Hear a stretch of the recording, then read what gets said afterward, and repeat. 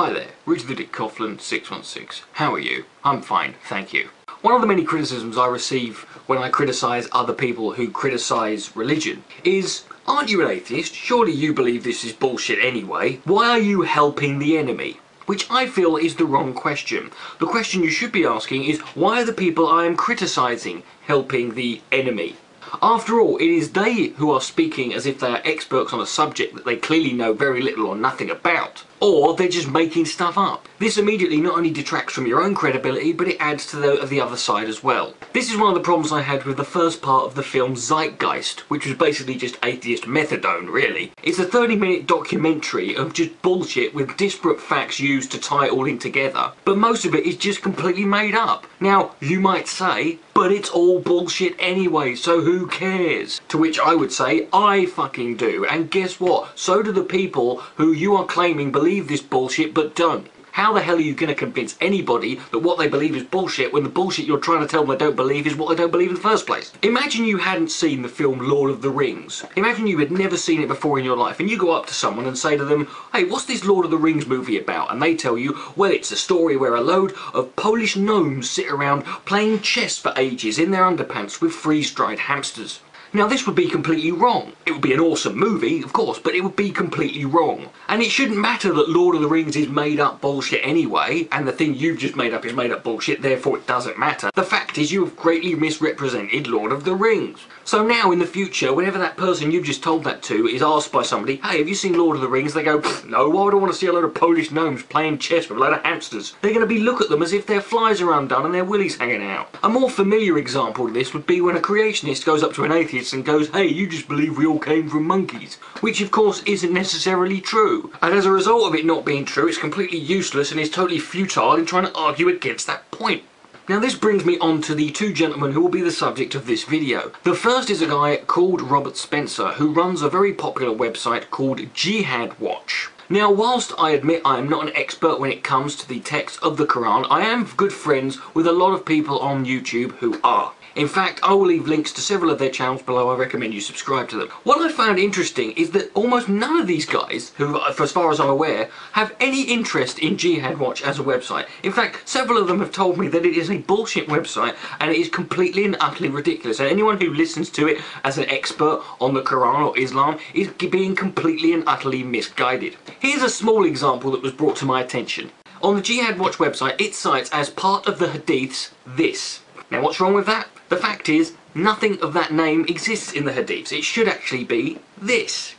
Now I know this might seem a tad nitpicky and me just going over something that's a little bit trivial, but if I set up a website called Bible Watch and claim to be this big expert on all the biblical texts and all of the Gospels and all of the Old and New Testament, I don't think it's too much for you to ask, and you're not being too demanding by asking me that I should at least get the text and the verses right. It's no good to me telling you to look up chapter 1 verse 3 of Deuteronomy, or go and look at the writings of Matthew, Mark, Luke, John, Paul, George or Ringo. But ultimately, none of this really matters because Robert Spencer doesn't need to be an expert on Islam because the people he's appealing to, he's not appealing to their sense of intellect, he's appealing to their sense of fear. And he has a much simpler agenda to push. Recently, Robert Spencer appeared on a TV show called The 700 Club, which is hosted by Pat Robertson. Here is what Spencer had to say. Well, I tell you, I think the unpleasant truth about it is that the media being hard left is essentially anti-American. And so anything that's American, that's Western, that's Christian, that's Judeo-Christian, they hate. And so they see Islam and it's non-Western and non-Christian and they love it.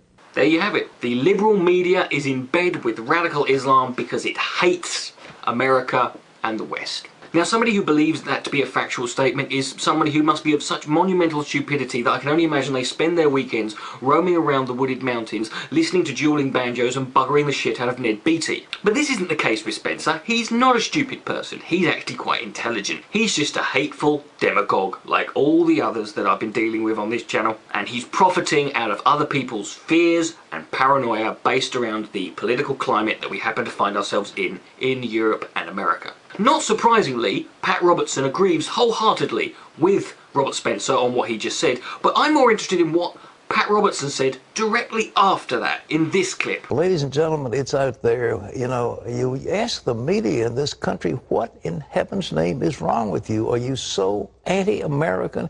Are you so opposed to this great nation and the freedoms you have that you want to embrace something out of the 8th century BC? Now, just in case you missed that, or if you got it and you want to make sure you didn't mishear anything, I'll play that again. That you want to embrace something out of the 8th century BC? Yes, Pat Robertson just stated that Islam started in the 8th century BC. Pat Robertson thinks Islam began 800 years before Christ. Now, I don't even think I can articulate accurately in any way the level of ignorance you need in order to make a statement that stupid. Now, I know Pat Robertson, who is the N-level boss of Christian fundy fucktards on the world, has said some pretty retarded fucking shit. But this is the level of shit I would expect from a downy who's got a breath that stinks of a bus's windows. This is a tad problematic for him, what he's just done here. Because the Quran, unlike the Bible, was written by one man in one lifetime. So the Quran would have had to have been written and finished before Jesus was born.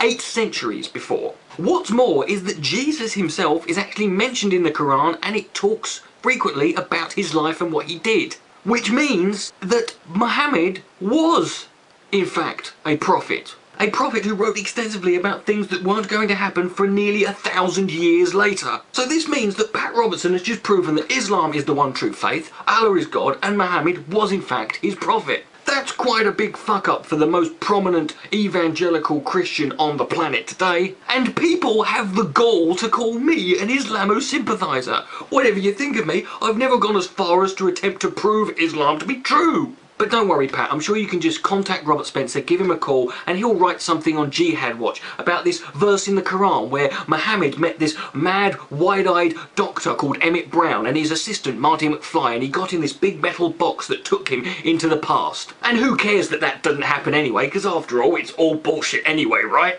The first rule of war is supposed to be know thy enemy. Well, in the world of skepticism and critical thinking, the first rule is know your bullshit. Because when you try and debunk bullshit with more bullshit, you haven't debunked anything, you've just made twice as much bullshit for the rest of us to clear up. Richard the Dick Coughlan 616, thank you for listening. Good night, may God be less.